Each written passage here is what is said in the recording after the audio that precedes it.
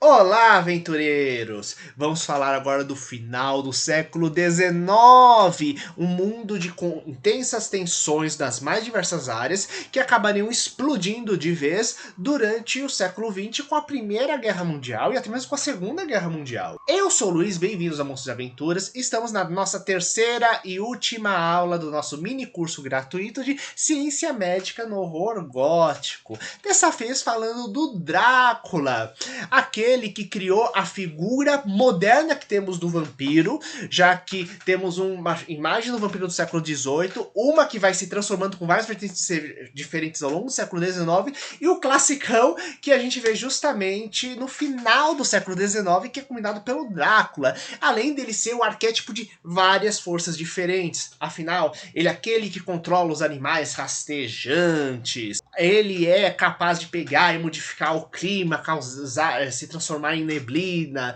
Ele é o grande aristocrata, senhor das forças das trevas que governam seu castelo. Temos as noivas de Drácula. Nós temos o seguidor de Drácula, que é o Hansfield, que é o louco predador que segue o seu mestre. Todas essas imagens, elas estão presentes, derivadas em várias obras da mídia atualmente, né? Sem contar que o próprio Drácula contou um número absurdo de releituras, tanto no cinema quanto nos outros meios, como quadrinhos, livros, games, etc. E a primeira coisa interessante é falar sobre o Bram Stoker, porque ele já tem uma conexão médica importante desde pequeno, por causa que ele até os 7 anos de idade tratou de uma doença que até hoje permanece desconhecida a real natureza dela. E quando ele se formou em matemática ainda por cima, dentro da faculdade dele, ele se estabeleceu contato com diversos círculos acadêmicos, chegou a ser presidente da Sociedade Interna de Filosofia da faculdade dele, então ele sempre estava dialogando com diversos círculos intelectuais, o que incluía também o círculo médico, né? Então, tanto que médicos famosos, extremamente importantes, que vamos trabalhar aqui, são mencionados explicitamente com seus nomes dentro da obra do Drácula. E a primeira coisa importante que temos que saber é o seguinte: Drácula, o senhor de um país do leste europeu, considerado um local cheio de superstição, que vai para a Inglaterra e tenta dominar Londres ainda por cima, né? E ele traz junto como se fosse uma praga, né? Afinal, o navio no qual ele vai, todo mundo morre. Ele é o senhor justamente dos seres rastejantes, dos ratos, das criaturas que trazem praga, né? E ele mesmo traz a praga do vampirismo, que pega e vai contaminando as pessoas e transformando elas em predadores. E isso, temos várias camadinhas interessantes nesse ponto. Em primeiro lugar, temos a ideia de que um medo dentro do próprio Reino Unido, mais precisamente dentro da Inglaterra, que vai se somando cada vez mais, de ser atacada de algumas formas por suas colônias, inclusive em nível de infecção, já que temos vários tipos de doenças que são consideradas nativas das colônias e começam inclusive a ameaçar o domínio inglês, sendo que o mais clássico delas é justamente a cólera, algo que era considerado uma doença das colônias, principalmente da Índia, e começa a ter grandes surtos dentro da Inglaterra. Inclusive temos um médico nos anos 50, de 1850, chamado John Snow, que começa a investigar, começa a descobrir finalmente o padrão da epidemia, que é a conexão que ela tem justamente com a água contaminada e de beber a água contaminada, né? E que mesmo assim os surtos continuam, já que você tem uma grande resistência de considerar a ideia de que o seu país, o local que domina os outros, é justamente tão, teoricamente, sujo, ou mesmo a fonte de sujeira dos outros países que, teoricamente, eles acusam como ser a fonte da infecção, né? Inclusive, temos um mundo onde temos muito o conceito de miasmas, né? A ideia de que existem partículas contaminantes circulando pelo ar e mesmo uma coisa psicológica associada a isso. Aí então ele começa a fazer trabalhos científicos mostrando como existe esse processo de contaminação, e mesmo o conceito de micro-organismo ele ainda está sendo elaborado nessa época. Temos inclusive vários relatos de que microscópios no meio do século XIX, eles eram usados em vários locais médicos, mas ainda de forma principiante, início de pesquisa, e você tinha ainda muita argumentação de várias distorções e problemas ópticos que tinham. Então, o conceito, a microbiologia como a gente conhece, de higiene, só vai estar estabelecido realmente mais para frente pelo Pasteur. Tanto que estamos, mesmo o final do século XIX, onde foi escrito Drácula, estamos vendo um mundo que está passando por um processo de transformação, de aceitar a ideia das bases de higiene que foram criadas pelos médicos ao longo da segunda década do século XIX para pegar e evitar contaminações. Tanto que a ideia de você usar luvas para fazer o procedimento médico e se higienizar, já que ainda encontrava resistência, mesmo estando se espalhando, por causa daquela conceita. Eu sou o grande curador, claro que eu não transmito doença. E isso tudo é muito importante, porque justamente o Drácula, o Drácula representa muito o medo de invasão do estrangeiro, devido às altas tensões, inclusive com grandes revoltas que a Inglaterra tinha dentro de sua colônia. Lembrando que a Inglaterra tinha no século passado perdido, inclusive, os Estados Unidos. Então, a Inglaterra era uma potência mundial, só que ela tinha medo disso pegar e se espalhar por outros cantos. Então temos tanto essa questão social, quanto essa questão também de contaminante, de doença, né? E da dificuldade de se reconhecer mesmo ela como fonte de contaminante. Inclusive, nós tivemos pesquisadores sendo enviados pela Inglaterra, inclusive nos anos seguintes, da publicação do Drácula, para a China, para tentar descobrir a causa justamente da peste bubônica, para evitar haver cursos de contaminação. E curiosamente estamos falando de uma peste transmitida por pulgas em ratos, né? E justamente é aquela coisa do Drácula que controla os seres rastejantes, então ele controla os ratos, ele controla os lobos, ele controla os transmissores da praga, né? Então é bem interessante esse conceito. E outro conceito muito importante é justamente os conceitos de degeneração de espécie que estavam sendo propagadas por Max Nodal, que era um médico que ele pegou os conceitos do Lombroso, do César Lombroso, que inclusive eu comento detalhes na última aula sobre o médico e o monstro, que era de que ele criou um modelo daquilo que seria o crânio e corpo do europeu perfeito, e que tudo aquilo que fugisse daquilo seriam degradações, levando a pessoa em direção ao comportamento animal, que seria origem ao crime. E o Max Nodal não apenas concorda com isso, mas ele fala da questão de que a mixigenação está gerando processos de degeneração da espécie. Ele fala inclusive da cultura que está vindo de outros países, degenerando a cultura europeia. Tanto que temos um movimento muito importante que é o decadentismo, que começa na Europa continental, que é justamente uma crítica ao comportamento, inclusive, das elites europeias, né? Tanto que é justamente o conceito de um mundo dominado pelo tédio e pela busca do prazer, e ao mesmo tempo pela busca do prazer, sem a pessoa querer desejar a responsabilidade. Então é todo um processo de crítica realmente a essas elites e como é desenvolvido a arte e tudo mais. E ele fica justamente apavorado com essa questão, dizendo, não, o movimento decadentista, pelo Marcos Nodal, uma coisa que está distorcendo as pessoas, quando na verdade é uma arte que está tentando revelar os problemas que estão acontecendo. E temos justamente esses dois médicos sendo mencionados diretamente dentro da obra do Drácula,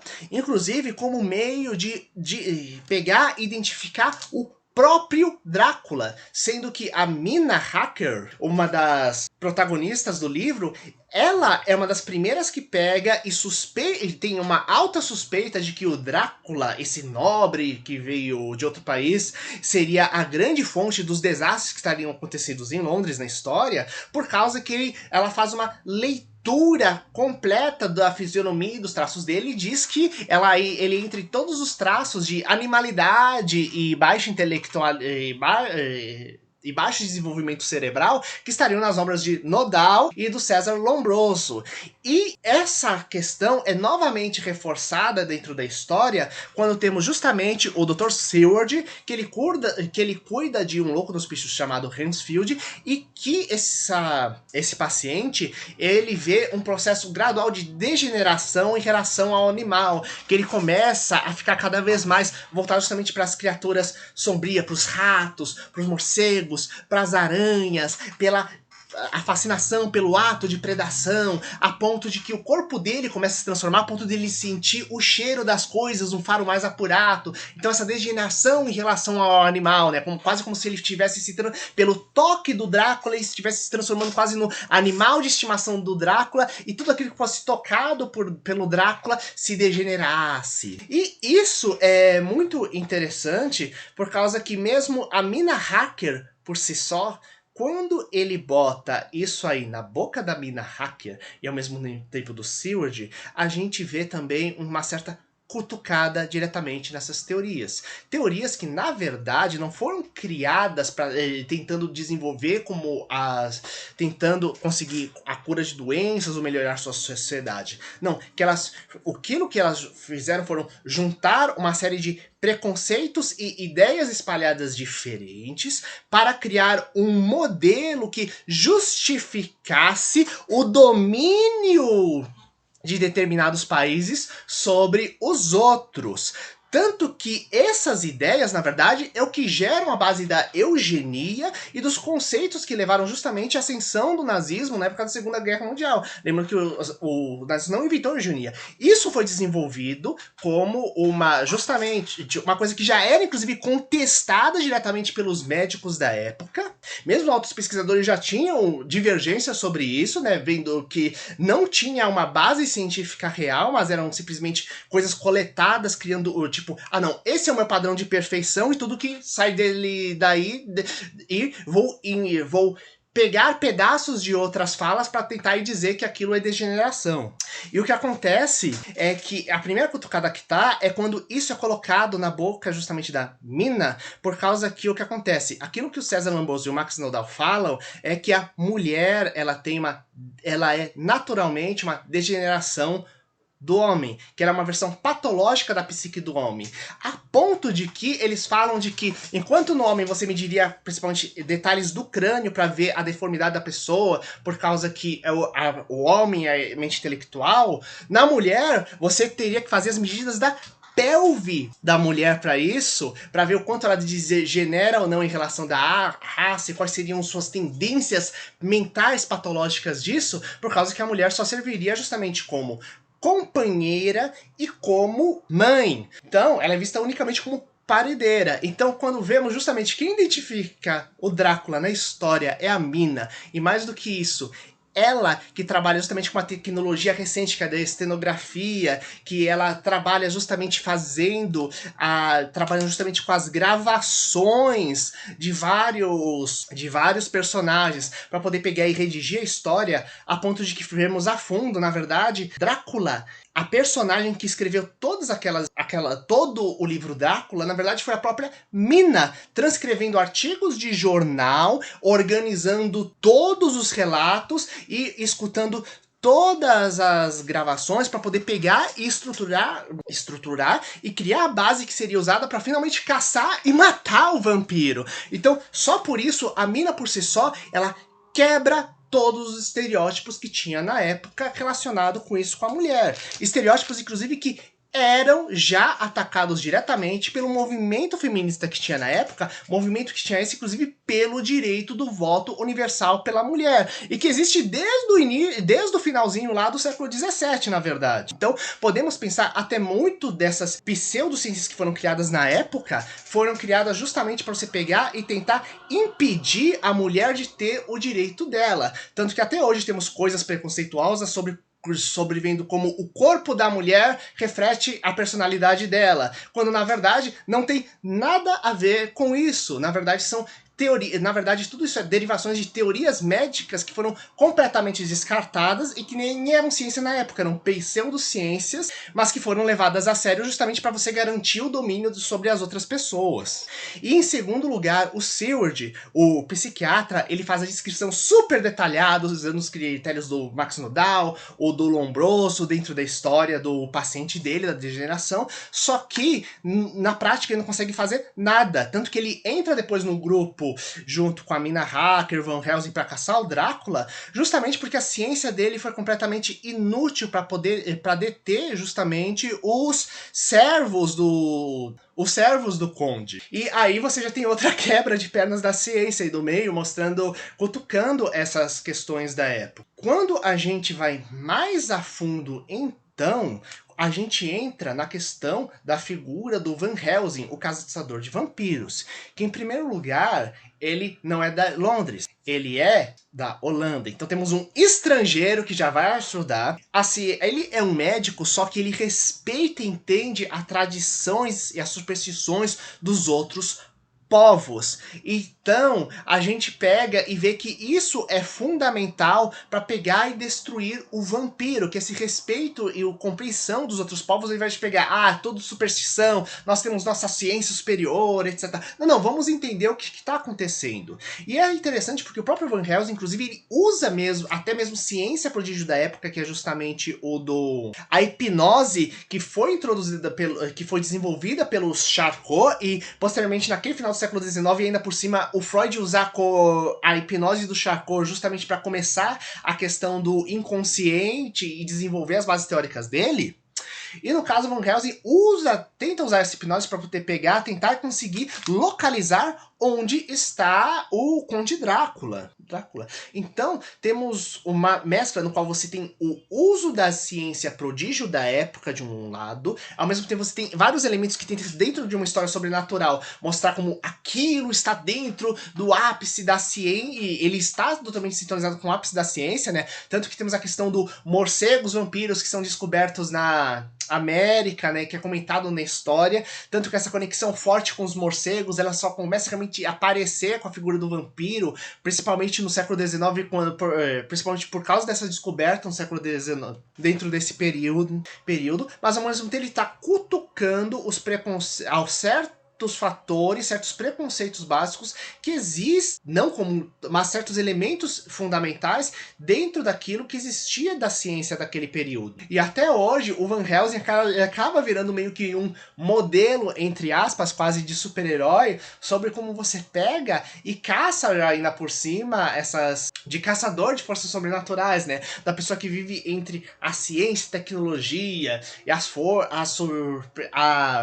a magia e a realidade, né? Então, tanto que, inclusive, um conceito interessante, né? Que, de um lado, ele faz uma coisa que ainda não existia na época, que você só conseguiria fazer com tecnologia real anos depois, que é uma transfusão de sangue, só que, por outro lado, ele, ao mesmo tempo, ele usa um conceito muito antigo, que existia na época, que era a teoria dos humores, coisa ainda do século, ainda da época da Grécia Antiga, né? Existência de 4 fluidos que circulariam pelo corpo humano, e que o excesso ou falta de alguns, cada um daria um padrão de doença de personalidade diferente, doença orgânica. Aí, então ele fala de fazer uma transferência de sangue de algum com a personalidade sanguínea, mais forte, colérica, justamente para pegar e fortalecer o corpo da vítima do vampiro. E essas questões todas, inclusive, aparecem, inclusive, até mesmo, e quando falamos em vítimas de vampiros, nas vítimas do Drácula aparece novamente essa questão que é diretamente colocada dentro da história. Por causa que, se vocês verem bem, o Van Helsing, ele coloca as coisas pra mãe, justamente da Lucy, que tá sendo vítima, só que ao mesmo tempo você não vê uma coisa que é enfiada, assim, só que até a gente tem certas críticas, né? Mas até mas ele não pegou, mas será que não podia ter sido mais incisivo com ela e tudo mais? A gente tem que tomar cuidado, uma coisa importante, que é a postura de como o médico homem, lidando com a mulher no século XIX, porque existiam 2 conceitos que eram importantes, que era o medo de você macular a honra da classe médica se você fizesse algum procedimento que depois fosse criticado pela família, e mais importante, a questão de que você não podia violar uma suposta propriedade do marido, ou seja, de um futuro marido.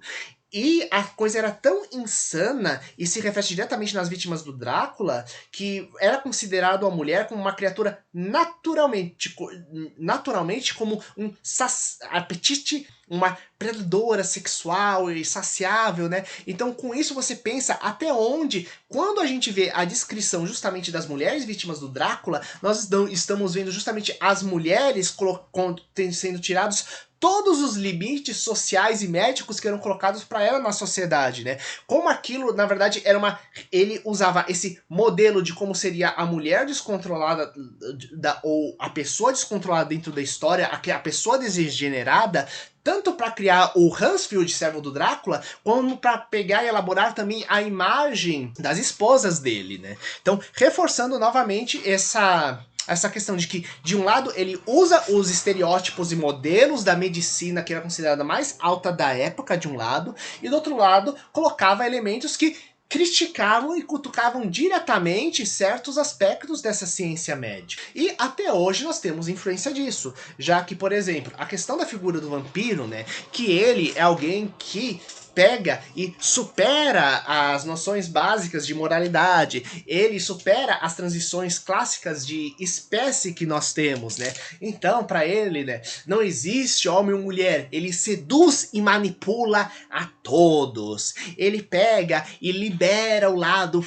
bestial e feroz que existe dentro das pessoas, mesmo essa conexão com seres rastejantes, né? Inclusive a gente tem filmes como, por exemplo, A Vingança de Willard, onde o cara, onde não temos a história de um vampiro, mas a pessoa que faz amizade com um grupo de ratos e começa a manipulá-los para atacar as pessoas, né? Então essa ideia das grandes pragas e pestes manipuladas, e essa conexão forte que acaba tendo, como eu falei, justamente da doença com o vampiro, com várias vezes a questão do vampiro como tanto transmissor da doença como manipulador de doenças ao seu favor, sendo trabalhadas em diversas obras. Um dos clássicos, inclusive, que é da Marvel, que é a trilogia Blade, o Caçador de Vampiros. E a Marvel ainda está trabalhando com isso, ainda temos esse conceito sendo trabalhado, já que temos Morbius, um personagem que originalmente começou como um vampiro criado através da mistura de DNA de morcego com de um homem, como um vilão dos quadrinhos do Homem-Aranha, mas faz tanto sucesso que depois ganhou quadrinhos e histórias próprias de aventura, né?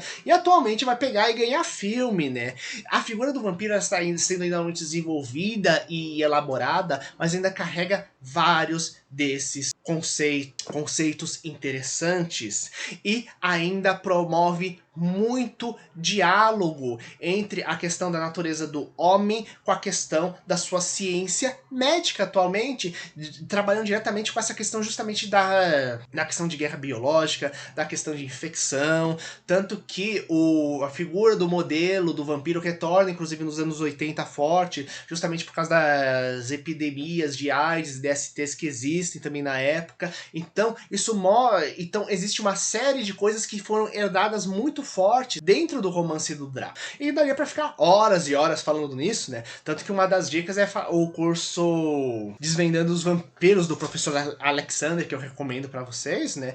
E uma coisa importante, né? Lembrando que quem quiser pegar e desenvolver e estruturar para sua própria história, para o seu roteiro seja de livro, quadrinho, videogame, desenvolver essas questões médicas e estruturar bem